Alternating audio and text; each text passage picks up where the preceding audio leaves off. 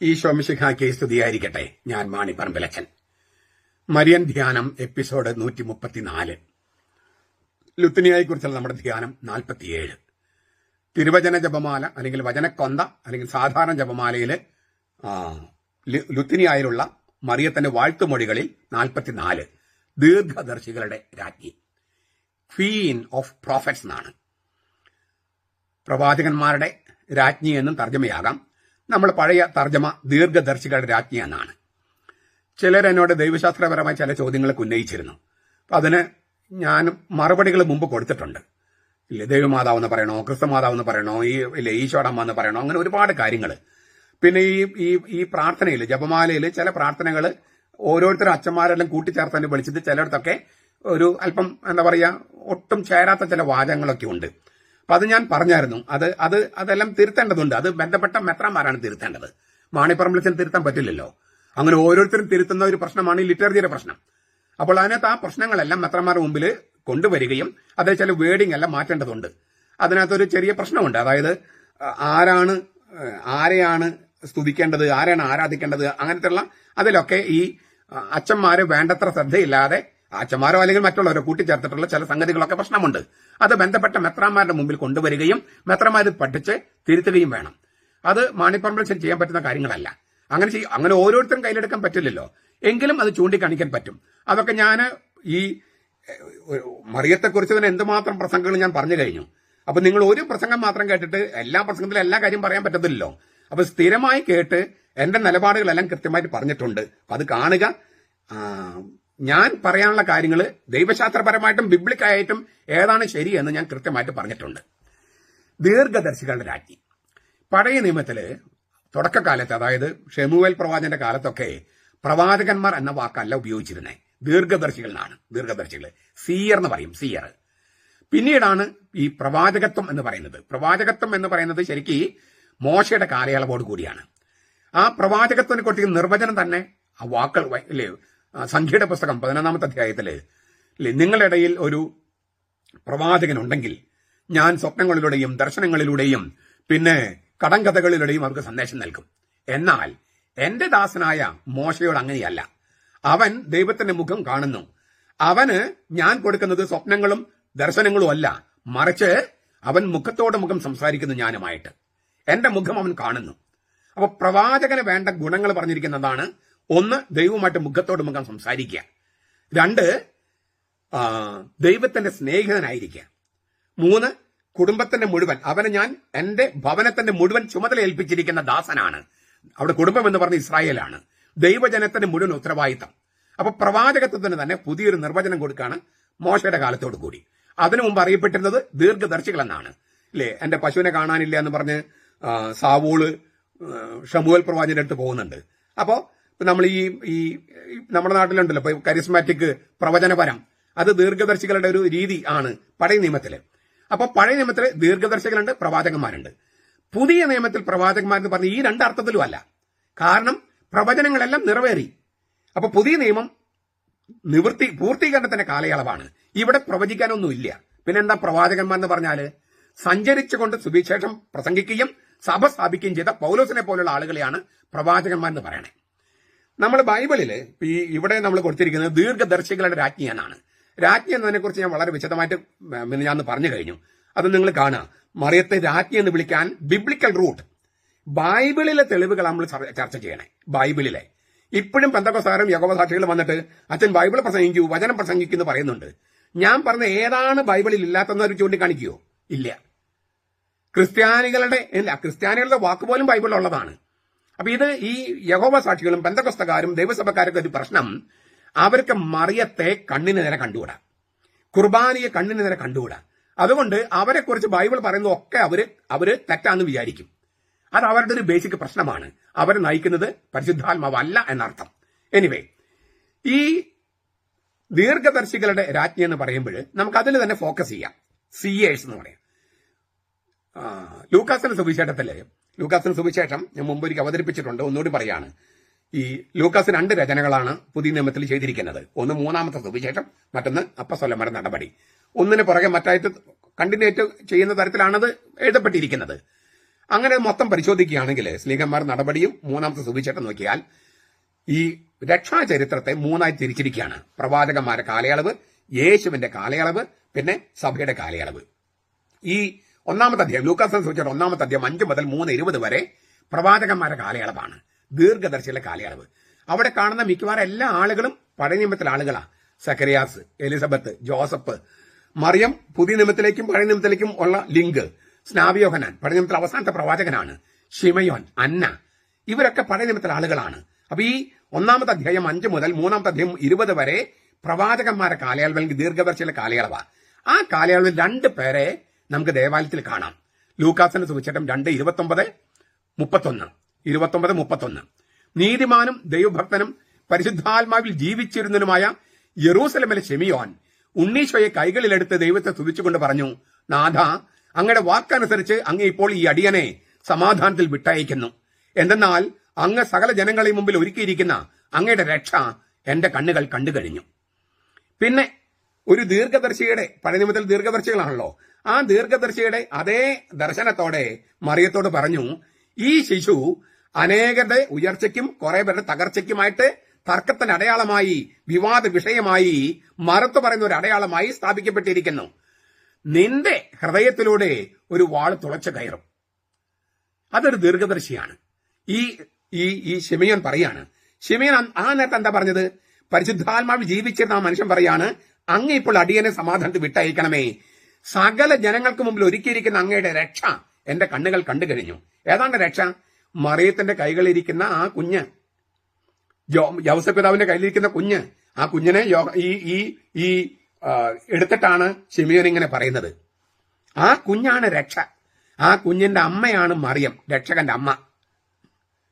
ആ അമ്മയെക്കുറിച്ചാണ് പറഞ്ഞത്, നിന്റെ ഹൃദയത്തിൽ ഒരു വാള് കയറും. ഇത് ബൈബിളിലില്ലേ? എന്നിട്ടും ഈ മറിയത്തെ ഇങ്ങനെ മോശമായി ചിത്രീകരിക്കാൻ എങ്ങനെയാണ് പെന്തക്കോസ്തക്കാർക്കും യഹോവ സാക്ഷികൾക്കും ദൈവസഭക്കാർക്കും മറ്റും നാവ് പൊങ്ങുന്നേ? ഇത്രയും ശക്തമായി വചനം പറഞ്ഞിട്ടും. ആ സമയത്ത് തന്നെ, അപ്പൊ ദീർഘദർശികളുടെ ഒരു പ്രതിനിധിയാണ് ഈ ശിമയോൻ. ആ സമയത്ത് തന്നെ സ്ത്രീകളുടെ പ്രതിനിധിയായിട്ട് ഫനുവേലിന്റെ മകളും ആസേർ ഗോത്രത്തിൽ പെട്ടവളുമായ അന്ന എന്നൊരു പ്രവാചിക അടുത്ത് നിന്ന് ദൈവത്തെ സ്തുതിച്ചു. യെറൂസലമിന്റെ വീണ്ടെടുപ്പിനെ കാത്തിരുന്ന എല്ലാവരോടും അവനെക്കുറിച്ച് പ്രസ്താവിച്ചു. ഈ സ്ത്രീ എത്ര പ്രായമുണ്ടെന്നൊക്കെ നിങ്ങൾ അവിടെ നോക്കിയാൽ മതി. അവരെക്കുറിച്ച് എഴുതിയിരിക്കുന്നത് 7 വർഷം ഭർത്താവിന്റെ കൂടെ ജീവിച്ചു, പിന്നെ 84 വർഷം വിധവയായി ജീവിച്ചു, സദാസമയം ദേവാലയത്തിലായിരുന്നു ഇവള്. ഈ പറഞ്ഞ പ്രവാചിക. ലൂക്കാസ് 1:34-38 പറയണേ. അപ്പൊ പഴയ നിയമത്തിലെ പുരുഷ പ്രവാചകന്മാരുടെ പ്രതിനിധിയാണ് ശിമയോൻ. സ്ത്രീ പ്രവാചികമാരുടെ പ്രതിനിധിയാണ് ഈ അന്ന എന്ന പ്രവാചിക. അവര് ദേവാലയത്തിൽ വന്ന് യേശുവിനെ കണ്ട് ദൈവത്തെ സ്തുതിക്കുകയാണ്, മറിയത്തോട് സംസാരിക്കുകയാണ്, ജോസഫിനോട് സംസാരിക്കുകയാണ്.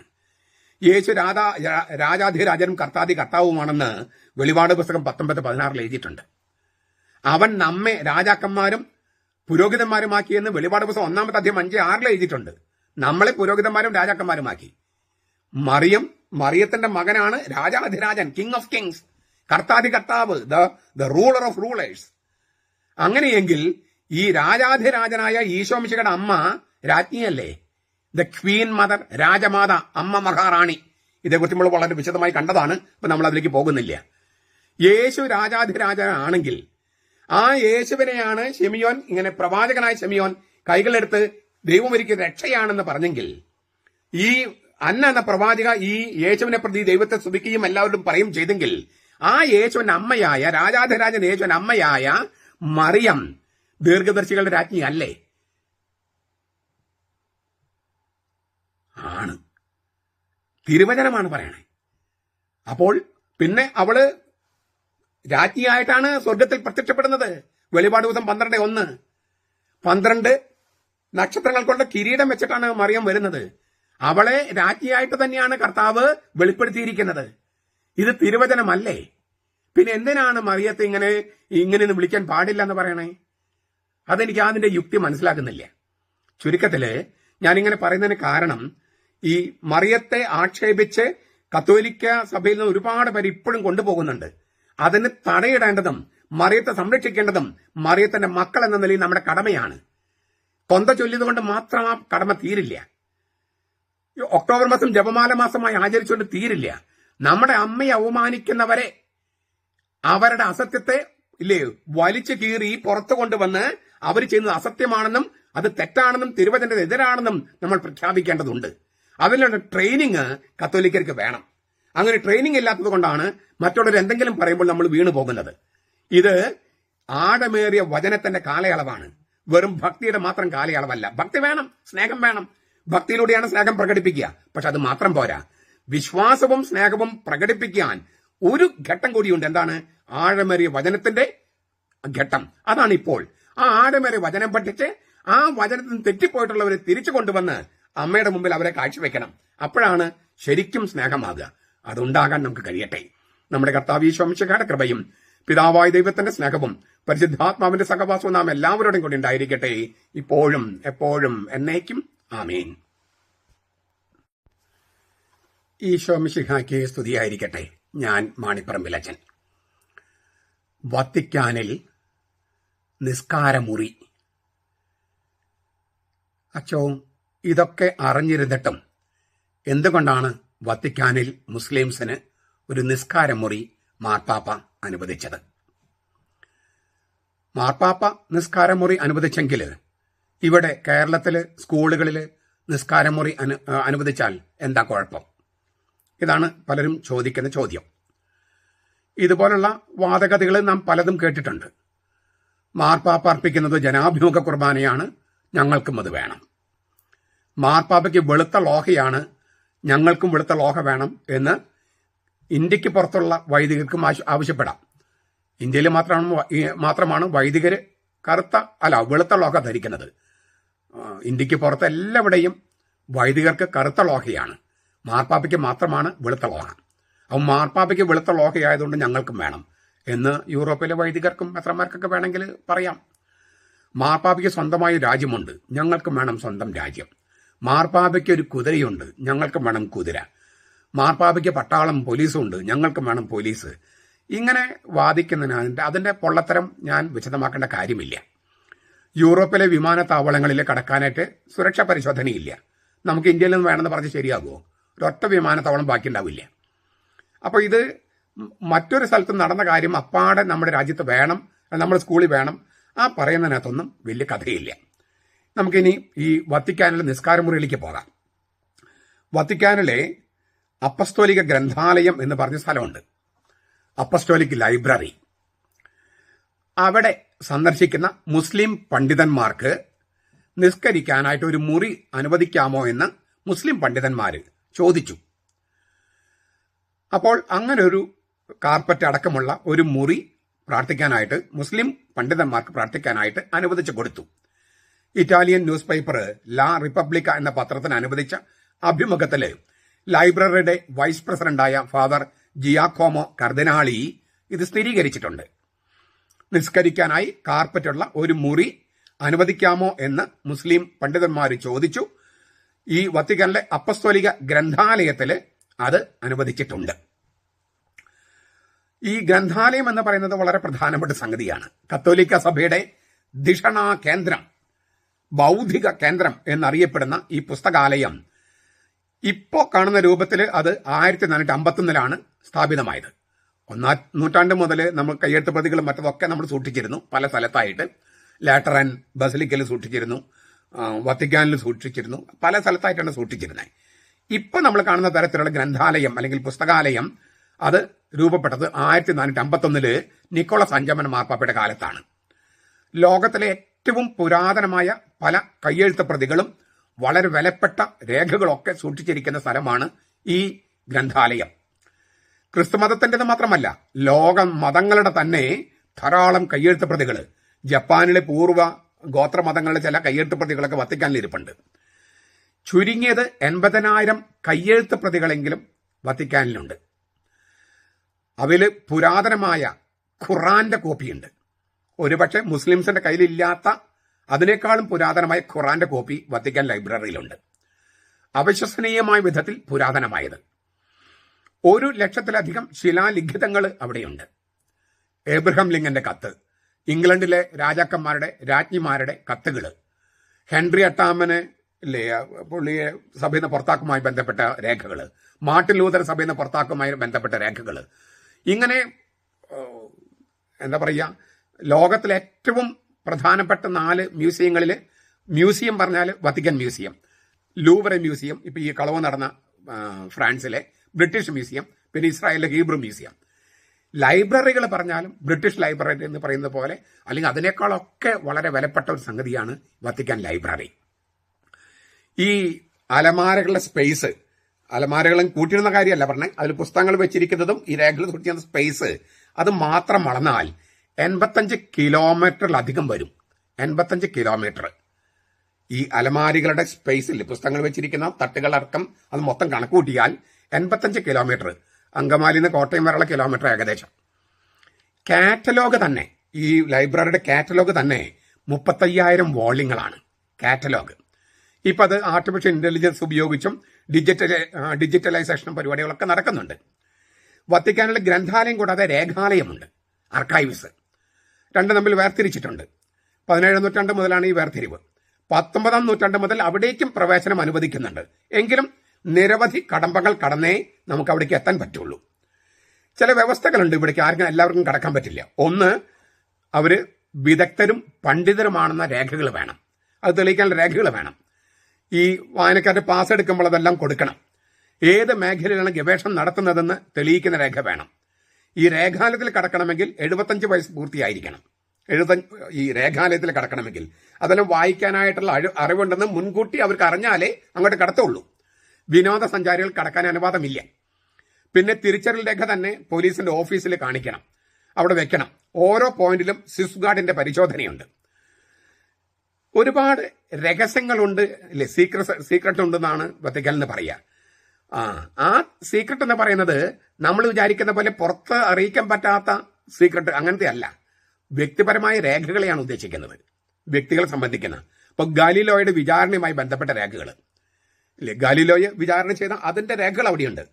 മാർട്ടിൻ ലൂഥർ പ്രൊട്ടസ്റ്റന്റ് സഭയുടെ അദ്ദേഹമായിട്ടുള്ള കറസ്പോണ്ടൻസിന്റെ രേഖകൾ, ഹിറ്റ്ലറിന്റെ നാസിപ്പടയെ വത്തിക്കാൻ സഹായിച്ചു, ഹിറ്റ്ലറിനെ സഹായിച്ചു എന്നുള്ള ആരോപണങ്ങൾ വന്ന സമയത്ത് ജോൺ പോൾ രണ്ടാമൻ മാർപ്പാപ്പ ഈ രേഖകൾ പരിശോധിക്കാൻ ചരിത്രകാരന്മാർക്ക് ഇത് തുറന്നു കൊടുത്തിട്ടുണ്ട്. അപ്പൊ നിങ്ങൾ പരിശോധിക്കും, ഞങ്ങൾ വല്ലതും ചെയ്തിട്ടുണ്ട് രഹസ്യമായിട്ടോ നിങ്ങൾ അറിയാതെ വല്ലതും ചെയ്തിട്ടുണ്ടോ പരിശോധിക്കാൻ ചരിത്രകാരന്മാർക്ക് തുറന്നു കൊടുത്തിട്ടുണ്ട് ജോൺ പോൾ രണ്ടാമന്റെ കാലത്ത്. അപ്പൊ അതെല്ലാം കൃത്യമായ മാനദണ്ഡങ്ങൾ പാലിച്ചുകൊണ്ടാണ് ഇതൊക്കെ ചെയ്യുന്നത്.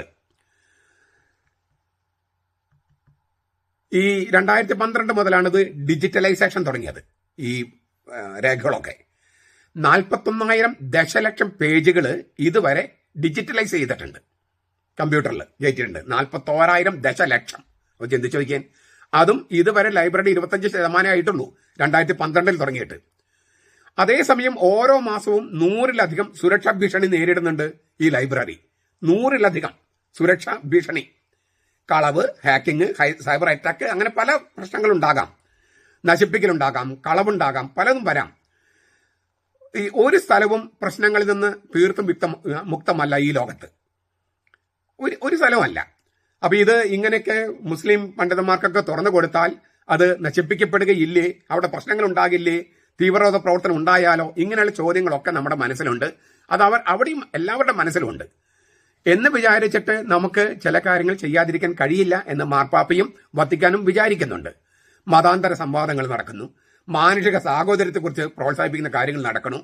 അപ്പോൾ വത്തിക്കാൻ ചെയ്തത് ശരിയാണെന്ന് ഒരു പക്ഷവും, ഇത്രയും വേണ്ടായിരുന്നു, ഇതൊരു റിസ്ക് ആണ് എന്ന് വിചാരിക്കുന്ന മറുപക്ഷവുമുണ്ട്. ഈ അലക്സാണ്ട്രിയയിൽ വെച്ചിട്ടാണ് ഹീബ്രു ബൈബിൾ ഗ്രീക്കിലേക്ക് തർജ്ജമ ചെയ്തത്. അവിടെ വലിയൊരു യഹൂദ കോളനി ഉണ്ടായിരുന്നു. അവിടെയുള്ള യഹൂദ പണ്ഡിതന്മാരാണ് ഈ ഗ്രീക്കിലേക്ക് ഹീബ്രു ബൈബിൾ തർജ്ജമ ചെയ്തത്. അലക്സാണ്ട്രിയയിലെ ലൈബ്രറി ആയിരുന്നു അക്കാലത്തെ പ്രാചീന ലൈബ്രറികൾ ഏറ്റവും വലുത്. അത് തീയിട്ട് നശിപ്പിക്കുകയായിരുന്നു. അത് നശിപ്പിച്ചത് മുസ്ലിംസ് ആണ് എന്ന് ഒരു വ്യാഖ്യാനമുണ്ട്, അതല്ലെന്ന് മറിച്ചൊരു വ്യാഖ്യാനമുണ്ട്. ഏതായാലും അത്രയും വലിയ ലൈബ്രറി നശിപ്പിക്കപ്പെട്ട ചരിത്രമുണ്ട്. നമ്മുടെ ബേത്ലഹം, കർത്താവ് ജനിച്ച ബേത്ലഹമിൽ ആ ഗുഹ, ഇപ്പൊ ആ ഗുഹ നമുക്ക് കാണാൻ പറ്റില്ല, നശിപ്പിക്കുകയായിരുന്നു. അതായത് ക്രിസ്തു മതത്തെ പാടെ ഉന്മൂലനം ചെയ്യാൻ വേണ്ടി അന്നത്തെ റോമാ ചക്രവർത്തിമാരുടെ നേതൃത്വത്തിൽ ചെയ്തതാണത്. എന്നിട്ട് അത് നശിപ്പിക്കപ്പെട്ടോ? നശിപ്പിക്കപ്പെട്ടില്ല. ടൈറ്റസ് എന്ന് പറഞ്ഞ റോമൻ ജനറൽ, വെസ്പാസിയന്റെ മകൻ, വെസ്പാസിയൻ ചക്രവർത്തിയായിട്ട് നീറോ മരിച്ചു കഴിഞ്ഞപ്പോൾ 64 വെസ്പാസിയൻ പാലസ്തീനായിൽ യുദ്ധം മുന്നണിയിലായിരുന്നു. വെസ്പാസിയൻ റോമാലേക്ക് തിരിച്ചുപോയി മകനെ യുദ്ധത്തിന് കാര്യങ്ങൾ ഏൽപ്പിച്ചു ടൈറ്റസ്. ആ ടൈറ്റസ് ജെറുസലം ദേവാലയം കത്തിച്ചു. ഒലിവ് തോട്ടം എന്ന് പറയുന്ന ഗെറ്റ്സ്മൻ തോട്ടം കത്തിച്ചു. അന്നത്തെ മരങ്ങളൊക്കെ കത്തിപ്പോയി. എന്നിട്ടും യേശു അന്ത്യത്താഴം കഴിച്ച ആ വലിയ സജ്ജീകരണമായ വലിയ മാളിക മുറി അത് കത്തിപ്പോയില്ലേ?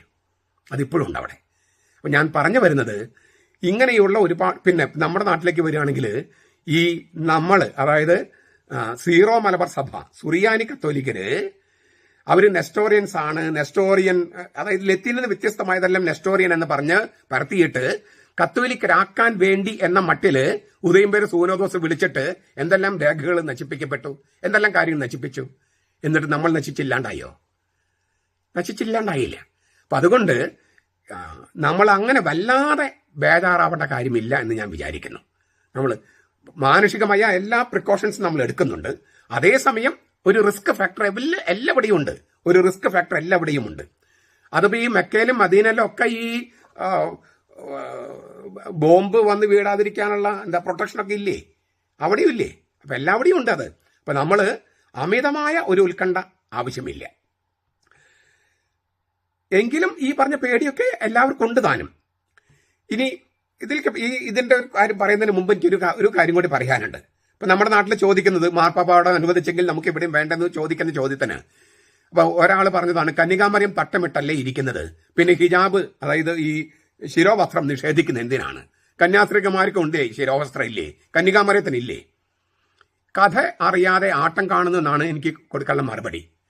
തട്ടമോ ശിരോവസ്ത്രമോ ഹിജാബോ ഈ കന്യാസ്ത്രീകളുടെ വെയിലോ ഇല്ലേ, ആ വെയിലോ ഹിജാബോ തട്ടമോ ശിരോവസ്ത്രമോ ആരെങ്കിലും വിലക്കിയിട്ടുണ്ടോ? എത്രയോ കത്തോലിക്ക സ്കൂളുകളിലാണ്, എത്രയോ ക്രിസ്ത്യൻ സ്കൂളുകളിലാണ്, ഹിന്ദു സ്കൂളുകളിലാണ് തട്ടമിട്ട് സ്കൂളിൽ പോകാലോ, കുട്ടികൾക്ക് ശിരോവസ്ത്രം ഇട്ട് പോകാലോ. പള്ളുരുത്തിയിലേത് വേറെ വിഷയമാണ്. പള്ളുരുത്തിയിൽ എന്താണ്, അവിടുത്തെ സ്കൂൾ യൂണിഫോമിൽ ഇത് അനുവദിക്കുന്നില്ലെന്ന് എഴുതി വെച്ചിട്ടുണ്ട്. ആ നിയമാവലിയെല്ലാം പഠിച്ച് അറിഞ്ഞ് അവിടെ അഡ്മിഷൻ എടുത്തു. 4-5 മാസം ഒരു പ്രശ്നമില്ലാതെ പോയി. പിന്നെ ഒരു ദിവസം തട്ടമിടണം പറഞ്ഞു വന്നു. അതും ഇതും ഒരുപോലെയാണോ? തട്ടമിടുന്നതിനെ കുറിച്ചാണോ പള്ളുരുത്തിലെ വിഷയം? അല്ല. അവിടുത്തെ യൂണിഫോമിൽ തട്ടം പാടില്ലെന്ന് എഴുതി വെച്ചിട്ടുണ്ട്. അത് വായിച്ച് അംഗീകരിച്ചിട്ടാണ് ആ കുട്ടിയുടെ മാതാപിതാക്കൾ അവിടെ അഡ്മിഷൻ എടുത്തത്. 4-5 മാസം ഒരു തട്ടമിടാതെ പോവുകയും ചെയ്തു. പിന്നെ തട്ടമിടാൻ വേണ്ടി ഒരു പ്രശ്നവും മറ്റു വന്നപ്പോൾ അത് തട്ടമിടുന്നതിന്റെയോ ശിരോവസ്ത്രം ധരിക്കുന്നതിന്റെയോ ഹിജാബിന്റെയോ വിഷയമല്ലല്ലോ. അത് ധരിക്കാൻ പറ്റുന്ന എത്രയോ സ്കൂളുകളുണ്ട്. കത്തോലിക്ക സ്കൂളുകളുണ്ട്, ഹിന്ദു സ്കൂളുകളുണ്ട്, ക്രിസ്ത്യൻ സ്കൂളുകളുണ്ട്. NSSND ഉണ്ടാവായിരിക്കാം, SNDP ഉണ്ടാവായിരിക്കാം, അപ്പൊ തട്ടമോ ശിരോവസ്ത്രമോ ഒന്നും അല്ല പ്രശ്നം. ഇത് മന്ത്രിയോ കുഞ്ഞാലിക്കുട്ടിയോ ഒക്കെ പറയുന്നത് അല്ല അവിടുത്തെ പ്രശ്നം. ആ സ്കൂളിലെ യൂണിഫോം അനുസരിച്ച് അവിടെ അനുവാദമില്ലെന്ന് ഈ കുട്ടിക്ക് അറിയാമായിരുന്നു, കുട്ടിയുടെ മാതാപിതാക്കൾക്ക് അറിയാമായിരുന്നു, അവരുടെ കൂടെ വന്ന മറ്റ് പ്രശ്നമുണ്ടാക്കാൻ വന്നവർക്കൊക്കെ അറിയാമായിരുന്നു. അപ്പൊ മനഃപൂർവ്വം പ്രശ്നമുണ്ടാക്കാൻ വന്നതാണ് പ്രശ്നം അവിടത്തെ.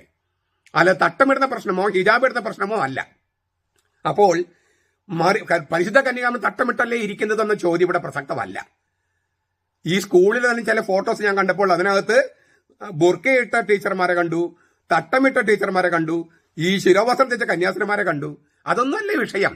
അവിടുത്തെ യൂണിഫോമിൽ അനുവദിക്കാത്ത സംഗതി അത് അറിഞ്ഞ് ബോധ്യപ്പെട്ടിട്ട് അഡ്മിഷൻ എടുത്തവര് അത് വേണമെന്ന് വാദിക്കുമ്പോൾ അവിടെ ഒരു പ്രശ്നമുണ്ട്. അതായത് നിയമങ്ങളെല്ലാം അംഗീകരിച്ചിട്ട് പ്രവേശനം കിട്ടുന്നു, കിട്ടിക്കഴിഞ്ഞിട്ട് സ്വഭാവം മാറ്റുന്നു, അല്ലെങ്കിൽ സ്വഭാവം മാറ്റാൻ വേണ്ടി പ്രവേശനം നേടുന്നു.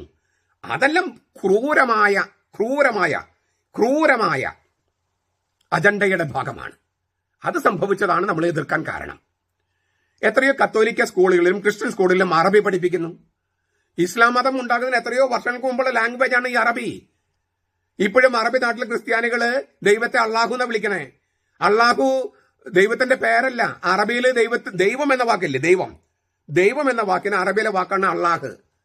അല്ലാതെ അത് ഇസ്ലാമിന്റെ ദൈവനും ദൈവമൊന്നുമല്ല, അറബി ഭാഷയിലെ വാക്കാണത്. അതിന് ഏകസത്യ ദൈവവുമായിട്ട് യാതൊരു ബന്ധവുമില്ല. ദൈവം എന്ന വാക്കിന് അറബിയുള്ള വാക്കാണ് അള്ളാഹ്. ദൈവത്തിന്റെ പേര് ഒന്നേ ഉള്ളൂ, അത് യാഹ്വയാണ്. ദൈവം എന്ന വാക്കിന് അറബിയിലുള്ള വാക്കാണ് അള്ളാഹ്. അറബി നാട്ടിൽ നിന്ന് പത്രോസ് ലീഗയുടെ പെന്തക്കോസ്ത പ്രസംഗം കേൾക്കാൻ അറബി നാട്ടിൽ നിന്ന് ആളുകൾ വന്ന കാര്യം ബൈബിൾ എഴുതിയിട്ടുണ്ട്. 2-ാമത്തെ അധ്യായം സ്ലീഹന്മാർ നടപടി. അത് മുസ്ലിംസ് അല്ലല്ലോ. മുസ്ലിംസ് ഉണ്ടാകുന്ന 7-ാം നൂറ്റാണ്ടിലല്ലേ.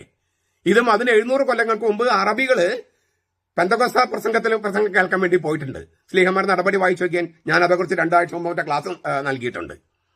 ഞാൻ പറഞ്ഞു വന്നത്, അറബി പഠിപ്പിക്കുന്ന നമ്മുടെ സ്കൂളുകളിൽ വല്ല കുഴപ്പമുണ്ടോ? അറബി ടീച്ചർമാരുണ്ട്. തട്ടുമിട്ടല്ലേ അവര് പല ടീച്ചർമാരും വരുന്നത് നമ്മുടെ സ്കൂളുകളിൽ, കത്തോലിക്ക സ്കൂളിലും ക്രിസ്ത്യൻ സ്കൂളുകളിലും ഒക്കെ. അപ്പോൾ ഈ ക്രിസ്ത്യൻ മാനേജ്മെന്റിന്റെ കീഴിലുള്ള എത്രയോ സ്കൂളുകളിലാണ് മുസ്ലിം ടീച്ചർമാരുള്ളത്. അവിടെ വല്ല വിവേചനമോ വേർതിരിവോ നമ്മൾ നടത്തിയിട്ടുണ്ടോ? ഇല്ലല്ലോ. അപ്പോൾ പരിശുദ്ധ കന്യകാമറിയം തട്ടമിട്ടതോ ഒരു കഷ്ണം തുണി ചുറ്റിയതോ ഇതൊന്നും അല്ല പ്രശ്നം. പള്ളുരുത്തി സ്കൂളിലെ പ്രശ്നം എന്ന് പറയുന്നത് മനഃപൂർവ്വം പ്രശ്നം ഉണ്ടാക്കാൻ വേണ്ടി അഡ്മിഷൻ എടുക്കുകയും കുട്ടിയും കുട്ടിയുടെ മാതാപിതാക്കളും മാത്രം വരേണ്ട ഒരു ഇഷ്യൂ ഈ മറ്റുള്ള ഈ മത തീവ്രവാദ എലമെന്റ്സുമായിട്ട് വരികയും അതിന് പിന്നെ പരാതിയുമായിട്ട് മന്ത്രിക്കും വിദ്യാഭ്യാസ വകുപ്പിനെ പോകുകയും അങ്ങനെയൊക്കെ വന്നപ്പോൾ അതിൽ നിഗൂഢമായ ക്രൂരമായ ഒരു അജണ്ടയൊന്നും നമ്മൾ തിരിച്ചറിഞ്ഞെന്നുള്ളതാണ്. അതുകൊണ്ട് തന്നെ ഒറ്റക്കെട്ടായിട്ട് ക്രിസ്തീയ സഭ ഒറ്റക്കെട്ടായിട്ട് അതിനെ എതിർക്കുകയും ചെയ്തു. അത് തട്ടമിടുന്നതിനെ കുറിച്ചല്ല, സ്കൂളിലെ നിയമങ്ങൾ പാലിക്കാൻ തയ്യാറുണ്ടോ ഇല്ലയോ, ആ നിയമങ്ങൾ മാറ്റണമെന്നും പറഞ്ഞ് വന്ന അവരുടെ ഉദ്ദേശശുദ്ധി കറക്റ്റ് അല്ലാത്തതുകൊണ്ടാണ് നമ്മൾ എതിർത്തത്. റോമ നഗരത്തില് 930 പള്ളികളുണ്ട്. റോമ നഗരത്തിൽ 30ഓളം മോസ്കുകളുണ്ട്. എനിക്കൊന്ന് ലോകത്തിലെ ഏറ്റവും വലിയ മോസ്കുകളിൽ ഒന്ന് അവിടെയാണ്. 12,000 പേർക്ക് മാറ്റി ഇരിക്കാവുന്ന ഒരു മോസ്ക്, പ്രാർത്ഥിക്കുന്ന ഒരു മോസ്ക് റോമയിലുണ്ടെന്ന് എൻ്റെ അറിവ്. ഞാൻ ഒരു 5-10 പ്രാവശ്യം ഞാൻ റോമയിൽ പോയിട്ടുണ്ട്. പക്ഷെ ഞാൻ ഈ മോസ്ക് ഞാൻ നേരിട്ട് കണ്ടിട്ടില്ല. ഇവിടെ ഈ മോസ്കൊക്കെ അനുവദിച്ചിട്ടുള്ള സമയത്ത് മതാന്തര സംവാദങ്ങൾക്ക് മാർപ്പാപ്പമാർ മുൻകൈ എടുക്കാറുണ്ട്. അങ്ങനെ മുൻകൈ എടുക്കുന്ന കൂട്ടത്തിൽ സൗദി അറേബ്യയില് ഒരു പള്ളി സ്ഥാപിക്കുന്നതിനെ കുറിച്ചുള്ള ചർച്ചകൾ ഉണ്ടായിട്ടുണ്ട്. ചെങ്കടലിലെ ഏറ്റവും വടക്കേ അറ്റത്ത് നിയോം എന്നും പറയുന്നു കേൾക്കുന്നു. നിയോം എന്ന് പറഞ്ഞിട്ടുള്ള സ്ഥലമുണ്ട്. അവിടെ ഒരു പ്ലാൻഡ് സിറ്റി 2017 അതിന്റെ പണി തുടങ്ങിയിട്ടുണ്ട്. 2030 അതിന്റെ പണി തീരുമെന്നൊക്കെയാണ് പറഞ്ഞിരുന്നത്. തീരില്ല, 35 ആവുന്നൊക്കെ പറയുന്നു. ഏതായാലും അവിടെ 26,500 സ്ക്വയർ കിലോമീറ്റർ വിസ്തീർണത്തിലാണ് ഈ സിറ്റി പണിയണേ. 26,500 സ്ക്വയർ കിലോമീറ്റർ ചിന്തിച്ചോക്കൻ. ഒരു പ്ലാൻഡ് സിറ്റിയാണ്. അതായത് മോശെ ചെങ്കടലിൽ കടന്നെന്ന് വിച്ഛേദിക്കുന്ന ഏതാണ്ട് ആ അറ്റത്തായിട്ടാണ്. അവിടെ ഇങ്ങനെ ഒരു നെയോം എന്ന് പറഞ്ഞിട്ടുള്ള ഒരു പ്ലാൻഡ് സിറ്റി, അവിടെ കത്തോലിക്ക പള്ളി അനുവദിക്കണം എന്നതിനെ കുറിച്ചുള്ള ചർച്ചകൾ നടക്കുന്നുണ്ടായിരുന്നു. ഞാൻ ഏത് വർഷം ഞാൻ കൃത്യം ഓർക്കുന്നില്ല, 2018 ശേഷമാണ് UAE ഞാൻ എല്ലാ എമിറേറ്റ്സിലും ധ്യാനിപ്പിക്കുകയും ക്ലാസ് എടുക്കാൻ പോവുകയും ചെയ്തിട്ടുണ്ട്. അങ്ങനെ ഒരു സന്ദർഭത്തിൽ അബുദാബിയിൽ മെത്രാസന മന്ദിരത്തിലെ ഒരു മീറ്റിംഗ് ഉണ്ടായിരുന്നു. UAE സകല പള്ളികളെയും അച്ഛന്മാരുണ്ടായിരുന്നു. ഞാനവിടെ ധ്യാനിപ്പിക്കാൻ പോയതുകൊണ്ട് ഞാനുണ്ടായിരുന്നു. അന്ന് ബിഷപ്പ് ചർച്ച ചെയ്യുകയുണ്ടായി. നിങ്ങളുടെ അഭിപ്രായം എന്താണ്? ഇങ്ങനെ സൗദി അറേബ്യയിൽ ഒരു പള്ളി നമുക്ക് അനുവദിച്ച് തരികയാണെങ്കിൽ പണിയുന്നതിനെ കുറിച്ച് നിങ്ങളുടെ അഭിപ്രായം എന്താണ്? അതിന്റെ വിവിധ കാര്യങ്ങൾ ചർച്ച ചെയ്തു. പള്ളി പണിയാൻ തീരുമാനമായിട്ടൊന്നും ഇപ്പോഴും എനിക്കറിയില്ല. അങ്ങനെ പള്ളി പണിയാനായിട്ട് നമുക്ക് പേടിയുണ്ട്. ഈ എല്ലാ സുരക്ഷിതമുണ്ടെന്ന് പറഞ്ഞാൽ പോലും നമുക്ക് പേടിയുണ്ട്. പക്ഷേ റോമില് മോസ്കുകളൊക്കെ അനുവദിച്ചതിന്റെ പശ്ചാത്തലത്തിലാണ് സൗദി അറേബ്യയിൽ ഇതുവരെ നമുക്ക് കത്തോലിക്ക പള്ളിയില്ല. അവിടെ കത്തോലിക്ക പള്ളി പണിയാനുള്ള ഒരു ആലോചന നടക്കുന്നുണ്ട്. അപ്പൊ ഇതൊക്കെ ഈ മതാന്തര സംവാദങ്ങളുടെ ഭാഗമാണ്. അതിന്റെ ഭാഗമായിട്ടാകണം ഈ വത്തിക്കാൻ ലൈബ്രറിയിലെ അടുത്തായിട്ട് ഒരു മുറി നിസ്കരിക്കാനായിട്ട് ഞാൻ നേരത്തെ പറഞ്ഞ പണ്ഡിതന്മാരായിരിക്കണം, വിദഗ്ധരായിരിക്കണം. അവർക്ക് ഈ ഭാഷകൾ വായിക്കാനായിട്ട് പറ്റുന്ന ടെസ്റ്റ് ഉണ്ടാവും. പിന്നെ ഒരുപാട് വ്യവസ്ഥകൾ വെച്ചിട്ടാണ് 75 വയസ്സ് പ്രായമാകണം, രേഖാലയത്തിൽ പ്രവേശിക്കണമെങ്കിൽ. അങ്ങനെയുള്ള ഒരുപാട് വ്യവസ്ഥകൾ വെച്ചിട്ടാണ് അവരോട് ഈ മുസ്ലിം പണ്ഡിതന്മാർ പോകുന്നത്. അവർക്ക് നിസ്കരിക്കണം എന്ന് പറഞ്ഞിട്ട് കൊടുത്തിരിക്കുകയാണ് ഈ മുറി കൊടുത്തിരിക്കുന്നത്. അപ്പൊ ഇങ്ങനെ ഒരു മുറി അങ്ങോട്ട് കൊടുക്കുമ്പോൾ തിരിച്ചിങ്ങോട്ട് ചില ധാരണകൾ ഉണ്ടാകാം. അത് ഇതുവരെ വെളിപ്പെട്ടിട്ടില്ല. അത് സമയമാവും വെളിപ്പെടുമായിരിക്കും. സാധാരണഗതിയിൽ ഒരു കാര്യം ഇല്ല, ഒരു പാലം വെച്ചാൽ അങ്ങോട്ടും ഇങ്ങോട്ടും പറഞ്ഞ പോലെ ഒരു കാര്യം അങ്ങോട്ട് ചെയ്തു കൊടുക്കുമ്പോൾ തിരിച്ചൊരു കാര്യം ഇങ്ങോട്ട് ചെയ്യാറുണ്ട്. റോമായിൽ മോസ്കുകൾ വന്നു കഴിഞ്ഞപ്പോൾ സൗദി അറേബ്യയിൽ പള്ളിക്കുള്ള ഒരു സാധ്യത തെളിയുന്നു. ഇങ്ങനെയൊക്കെയാണ് ലോകത്തിൽ നടക്കുന്നത്. അപ്പൊ നമ്മൾ വല്ലാതെ അതേക്കുറിച്ച് പേടിക്കേണ്ടതാണ് ഞാൻ പറഞ്ഞതിന്റെ ചുരുക്കം. ഇങ്ങനെ ഒരുപാട് കാര്യങ്ങൾ നടക്കുന്നുണ്ട്.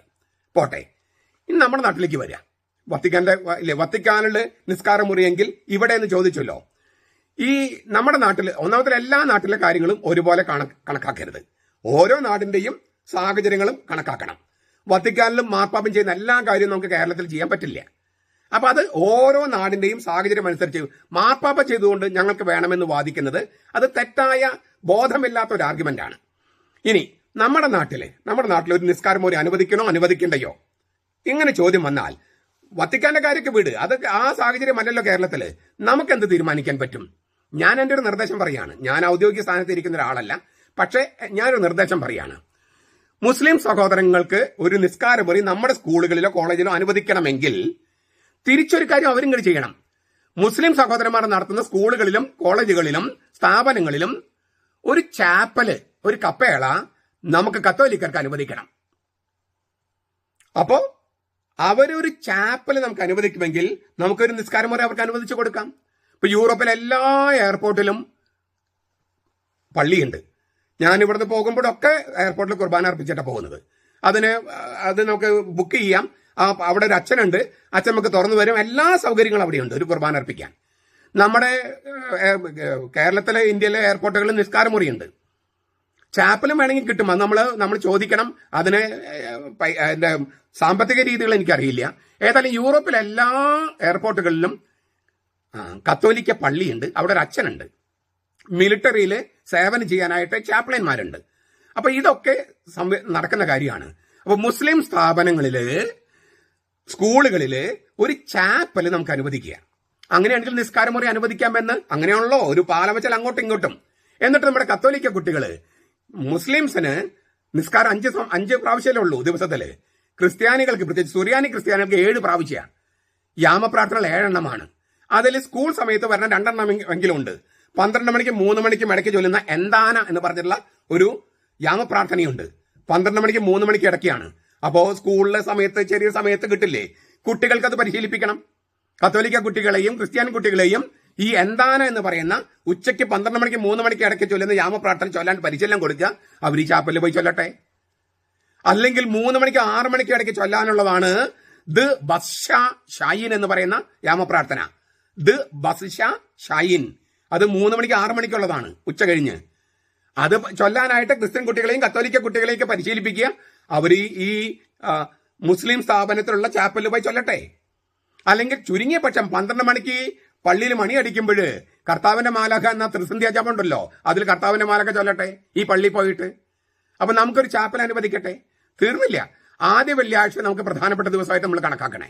ആദ്യ വെള്ളിയാഴ്ചകളിൽ തൊട്ടടുത്തുള്ള വികാരി അച്ഛൻ അവിടെ പോയി ഈ കത്തോലിക്ക കുട്ടികളുടെ കുമ്പസാരം കേൾക്കാനും ദപ്പ ഉപയോഗിച്ച് അവിടെ കുർബാന അർപ്പിക്കാനും സൗകര്യമുണ്ടാകട്ടെ. അപ്പൊ നമുക്ക് നിസ്കാരമുറി അനുവദിക്കാം.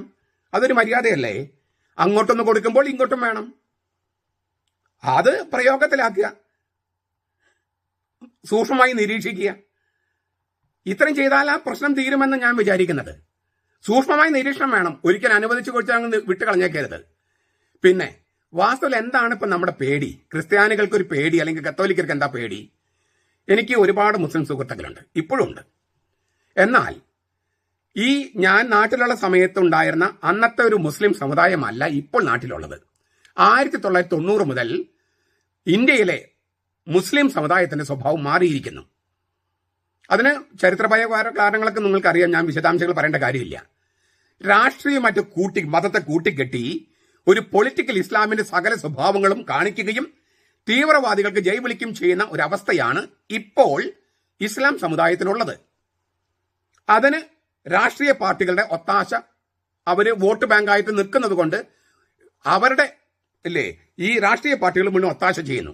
അവന് ഗൗരവം മനസ്സിലാക്കാതെ ഇതൊരു കേരളത്തെ ഭ്രാന്താലയമാക്കി മാറ്റുമെന്ന രാഷ്ട്രീയ പാർട്ടികൾ ചിന്തിക്കാതെ ഈ വോട്ട് ബാങ്കിന് വേണ്ടി അവർ ഒത്താശ ചെയ്യുന്നു. കേരളത്തിലും ഇന്ത്യയിലും യഹൂദന്മാരില്ലാത്തത് കൊണ്ട് യഹൂദന്മാർ ചെയ്യുന്നത് മുഴുവൻ തെറ്റും, ഈ തീവ്രവാദികൾ ചെയ്യുന്നത് മുഴുവൻ ശരിയായിട്ടും രാഷ്ട്രീയ പാർട്ടികൾ അവതരിപ്പിക്കുന്നു. മാധ്യമങ്ങളെല്ലാം അത് ഏറ്റുപിടിക്കുന്നു. അവർക്കും അവരുടെ പ്രോഡക്റ്റ് വിറ്റഴിയണം. അല്ലാതെ മനുഷ്യസ്നേഹം ഒന്നും രാഷ്ട്രീയ പാർട്ടികൾക്കും ഇല്ല, ഈ പറഞ്ഞ പത്രങ്ങൾക്കും ഇല്ല. അതൊക്കെയുള്ളത് ഈ മതം ക്രൂരമാണ് എന്ന് പറയുന്ന ആ മതങ്ങൾക്ക് തന്നെയുള്ളൂ. അവര് പറയും മതം മോശമാണെന്ന് പറയും. പക്ഷെ ആ മതങ്ങൾ തന്നെയാണ് ഈ രാഷ്ട്രീയ പാർട്ടികളോ അല്ലെങ്കിൽ ഈ പറഞ്ഞ മാധ്യമങ്ങളോ കാണിക്കുന്ന സ്നേഹത്തിനേക്കാളും വളരെ നന്നായിട്ട് കാണിക്കുന്നത്. അതേസമയം തീവ്രവാദം വന്നാൽ മതം ചീത്തയാകും. മതത്തിൽ തീവ്രവാദം വന്നാൽ മതം ചീത്തയാകും. ഇതാണ് ഇപ്പൊ ഇസ്ലാം സമുദായത്തിൽ സംഭവിച്ചിരിക്കുന്നത്. അത് ഏറ്റവും ആദ്യം തിരിച്ചറിയേണ്ടത് ഇസ്ലാം തന്നെയാണ്. അവരാണ് മനസ്സിലാക്കേണ്ടത്. ഇപ്പോ മുസ്ലിം സമുദായത്തിന് ഇച്ചിരി വല്ലതും അനുവദിച്ചാൽ ഒട്ടകത്തിന് തല വെക്കാനായിട്ട് ഇടം കൊടുത്ത പോലെ ആകുമെന്ന പേടി എല്ലാവർക്കും ഉണ്ട്, ഇല്ലേ? തണുപ്പ് വെച്ചപ്പോൾ എന്റെ തലയൊന്ന് വെച്ചോട്ടം ചോദിച്ചു ഒട്ടകം.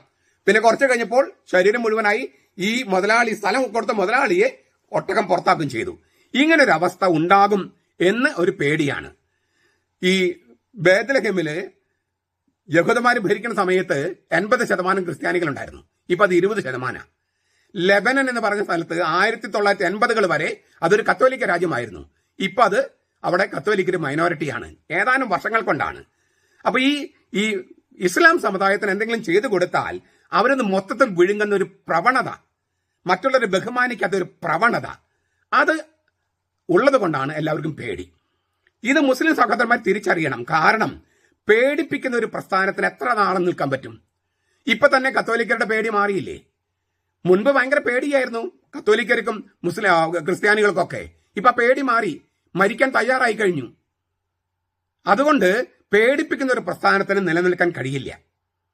അപ്പൊ ഞാൻ ആവർത്തിക്കുകയാണ്, മാർപ്പാപ്പ ഏത് ഉദ്ദേശത്തോടെ ചെയ്തുവെന്ന് നമുക്ക് കൃത്യമായിട്ട് അറിയില്ല. എന്തെങ്കിലും നന്മ കാണാതെ അങ്ങനെ ചെയ്യില്ല എന്ന് മാത്രം നമുക്ക് വിചാരിക്കാം. പിന്നെ ഞാൻ നേരത്തെ പറഞ്ഞതുപോലെ ഒരു റിസ്ക് ഫാക്ടർ അല്ലെങ്കിലും ഉണ്ട്, അവിടേക്ക് അനുവദിച്ചാലും ഇല്ലെങ്കിലും ഉണ്ട്. അപ്പൊ അതൊക്കെ ദൈവത്തിന് വിട്ടുകൊടുക്കുക. അവിടെയുള്ള സാഹചര്യമല്ല നമ്മുടെ നാട്ടിലുള്ളത്. ഓരോ നാട്ടിലെയും അവസ്ഥ കണക്കിലെടുത്താണ് തീരുമാനിക്കേണ്ടത്. അത് മാർപ്പാപ്പ അങ്ങനെ ചെയ്തുകൊണ്ട് ഇവിടെ വേണം എന്ന് പറയുന്നതിനകത്ത് യുക്തിയില്ല. യൂറോപ്പിലുള്ളതൊക്കെ നമുക്ക് നമ്മുടെ നാട്ടിൽ വേണമെന്ന് പറഞ്ഞാൽ ശരിയാകുമോ? ഓരോ നാടിന്റെയും സാഹചര്യങ്ങളും സംസ്കൃതിയും ഒക്കെ വ്യത്യാസമുണ്ട്. അതെല്ലാം കണക്കിലെടുത്താണ് ചെയ്യേണ്ടത്. മെത്രാന്മാരും ക്രിസ്ത്യൻ സ്കൂൾ മാനേജ്മെന്റ്, കത്തോലിക്ക സ്കൂൾ മാനേജ്മെന്റ്, ഇവർ പിന്നെ കോമൺ പ്ലാറ്റ്ഫോം പലതുണ്ടല്ലോ, അവരെല്ലാവരും ഒരുമിച്ച് വന്ന കാര്യങ്ങൾ ചർച്ച ചെയ്യട്ടെ. ഞാൻ പറഞ്ഞൊരു വ്യവസ്ഥയുണ്ടല്ലോ, ഒരു നിസ്കാരം ഞങ്ങൾ അനുവദിക്കുമെങ്കിൽ ഞങ്ങൾക്ക് ചാപ്പൽ അനുവദിക്കണം, അവർ ഇന്ന കാര്യങ്ങൾ ചെയ്ത് ഞങ്ങൾക്കും അനുവാദം തരണം എന്ന് പറയുക. അത് സ്ട്രോങ് ആയിട്ട് നമ്മുടെ നാട്ടിലുണ്ടാകട്ടെ. അപ്പോൾ പിന്നെ സൂക്ഷ്മമായി നിരീക്ഷിച്ചുകൊണ്ടിരിക്കുക. ഇതൊക്കെ നമ്മൾ ഈ കാലഘട്ടത്തിന്റെ ആവശ്യങ്ങളാണ്. അവസാനമായിട്ടൊരു കാര്യം കൂടി, ക്രിസ്തുവർഷം 70 ഈ ടൈറ്റസ് യുദ്ധം ചെയ്തില്ലേ, ഈ ജെറുസലേം ദേവാലയം തീ വെച്ചു എന്ന് പറഞ്ഞല്ലോ. ആ സമയത്ത് വിശുദ്ധ നാട്ടിൽ നാട്ടി ഓടിക്കപ്പെട്ടവരാണ് യഹൂദര്. എല്ലാവരും ചിതറിക്കപ്പെട്ടു അവിടെ നിന്ന്. ക്രിസ്തുവർഷം 70. പിന്നെ 1900 വർഷത്തോളം കഴിഞ്ഞിട്ടാണ് ഈ യഹൂദന്മാർക്ക് തങ്ങളുടെ സ്വദേശത്ത് തിരിച്ചെത്താൻ കഴിഞ്ഞുള്ളൂ. ഏകദേശം 1900 വർഷം കഴിഞ്ഞിട്ട്, 1900 ഏകദേശം, അല്ലെങ്കിൽ ഒരു 1800 വർഷം. ഇപ്പോഴത്തെ ഇസ്രായേൽ രാജ്യം ഞാൻ പറയുന്നത്. അപ്പോൾ ഒരു 1800 വർഷം കഴിഞ്ഞിട്ടാണ്, 1800 വർഷം, കർത്താവ് ഈശോ മിശിഹ മരിച്ചു ഉത്ഥാനം ചെയ്തിട്ട് 2000 വർഷം ആകാൻ പോണേ ഉള്ളൂ 2033. അപ്പൊ ഈ 1800 വർഷം നമ്മൾ പറയുന്ന AD എന്ന് പറയുന്ന ആനോ ദോമിൻ എന്ന് പറയുന്ന ഈ ഇതിൽ 1800 വർഷം ഈ യഹൂദന്മാര് അവരുടെ സ്വദേശമായ ഇസ്രായേലിൽ നിന്ന് മാറി താമസിക്കേണ്ടി വന്നവരാണ്. 1800 വർഷം. എന്നിട്ട് അവർ തിരിച്ചെത്തി ഇസ്രായേൽ സ്ഥാപിച്ചു. അതൊരു രാജ്യമായി, ദേശരാഷ്ട്രമായി. അതേ സമയത്ത് തന്നെ കൊടുത്തതാണ് ഈ പാലസ്തീൻ രാഷ്ട്രമാകാൻ കൊടുത്തു. അവരായോ? ആയില്ല. 2005 വരെയും ചാൻസ് ഉണ്ടായിരുന്നു, അവരായില്ല. എന്തുകൊണ്ടായില്ല? അവർ തമ്മിൽ പരസ്പരം പ്രശ്നമാണ്. അതുകൊണ്ട് അവിടെ പാലസ്തീൻ രാഷ്ട്രമായില്ല. ഇപ്പോഴും ദേശരാഷ്ട്രങ്ങളൊക്കെ മുസ്ലിംസിന് വോട്ട് കിട്ടാൻ വേണ്ടി പാലസ്തീൻ രാഷ്ട്രം എന്നൊക്കെ പറയുന്നുണ്ട്. ഉണ്ടായിക്കോട്ടെ, എന്താ വിരോധം? 2005 വരെ ഒക്കെ സാധ്യത ഉണ്ടായിരുന്നു, 1936 മുതൽ. എന്തുകൊണ്ട് അവർ ദേശരാഷ്ട്രമായില്ല? ഇപ്പുറത്ത് ഇസ്രായേൽ ദേശരാഷ്ട്രമായി. അപ്പോൾ ഇസായുടെ കരിഞ്ഞുപോയ കുറ്റിയിൽ നിന്ന് ഒരു മുള കിളിർത്തു വരും എന്ന് പറഞ്ഞത് ഇസ്രായേലിന്റെ കാര്യത്തിൽ രാഷ്ട്രീയമായിട്ട് ശരിയായി. യെശയ്യായുടെ പുസ്തകം 11:1. ഇസായി എന്ന് പറഞ്ഞാൽ ജസ എന്ന് പറയും, ദാവീദിന്റെ അപ്പൻ. അത് ആ കുറ്റി കരിഞ്ഞു പോയി. എന്നിട്ട് ആ അങ്ങനെ ഉണങ്ങി കരിഞ്ഞു പോയ ആ കുറ്റി ഒരു മുള കിളിർത്തു. അതാണ് ഇപ്പോഴത്തെ ഇസ്രായേൽ രാജ്യമെന്ന് പൊളിറ്റിക്കലായിട്ട് പറയാം, രാഷ്ട്ര വ്യവഹാരത്തിന്റെ ഭാഷാ സങ്കേതത്തിൽ. ഇത് ഞാൻ നമ്മുടെ കേരളവും മറ്റൊന്ന് ബന്ധപ്പെടുത്താൻ ആഗ്രഹിക്കുക. തോമാസ് ലീഗ എന്ന ഒരു യഹൂദൻ ഈശോ മിശിഹ എന്ന യഹൂദനെ സ്നേഹിച്ച് ക്രിസ്ത്യാനിയായി. ആ തോമാസ് ലീഗയിൽ നിന്ന് ക്രിസ്ത്യാനികളായവരാണ് ഇന്ത്യയിലെ സുറിയാനി കത്തോലിക്കര്. എന്ന് വെച്ചാൽ അടിസ്ഥാനപരമായി യഹൂദ ബ്ലഡാണ് സുറിയാനി കത്തോലിക്കരുടെ. അടിസ്ഥാനപരമായിട്ട് യഹൂദ ബ്ലഡാണ്, വിശ്വാസപരമായിട്ട് യഹൂദ ബ്ലഡാണ്, യഹൂദന്റെ രക്തമാണ് സുറിയാനി കത്തോലിക്കരുടേത്. ആ യഹൂദ രക്തം വിശ്വാസത്തിന്റെ അടിസ്ഥാനത്തിലുള്ള യഹൂദ രക്തം നമ്മിലുണ്ട് എന്ന സത്യം, ക്രിസ്ത്യാനികളിൽ ഉണ്ട് എന്ന സത്യം, ഭാരത ക്രിസ്ത്യാനിൽ ഉണ്ട് എന്ന സത്യം ആരും മറക്കരുത്. അതിനാൽ ഇപ്പോ കുറെ പേര് സുറിയാനി കത്തോലിക്കരിലെ കുറെ പേര് ബ്രിട്ടനിലേക്കും കാനഡയിലേക്കും US-ലേക്കും ജർമ്മനിലേക്കും പോകുന്നുവെന്നും കേരളത്തിൽ അവർ അന്യം നിന്ന് പോകുമെന്നും അതുകൊണ്ട് അവരുടെ സ്വത്തെല്ലാം നമുക്ക് വെട്ടിപ്പിടിക്കാമെന്നും ആരെങ്കിലും വ്യാമോഹിക്കുന്നുണ്ടെങ്കിൽ അവരോട് ഇക്കാര്യം ഓർമ്മപ്പെടുത്താനുണ്ട്. 1800 1900 വർഷങ്ങൾ കഴിഞ്ഞാലും ഞങ്ങൾ തിരിച്ചു വരും. അത് യഹൂദന്റെ ബ്ലഡാണ്. ഇപ്പോഴത്തെ ഇസ്രായേൽ ലോകം ഭരിക്കുന്നത് പോലെ ഞങ്ങൾ ഭരിക്കുകയും ചെയ്യും.